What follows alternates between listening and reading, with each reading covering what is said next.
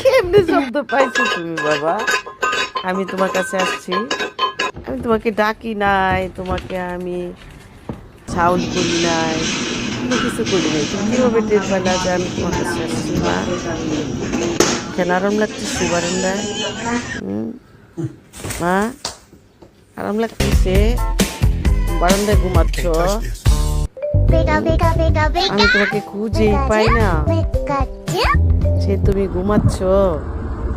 হুম, ও সকালবেলা এসে নাস্তা খেয়ে এখানে ঘুমাচ্ছে। গুড মর্নিং, গুড মর্নিং বাবা, বাবা।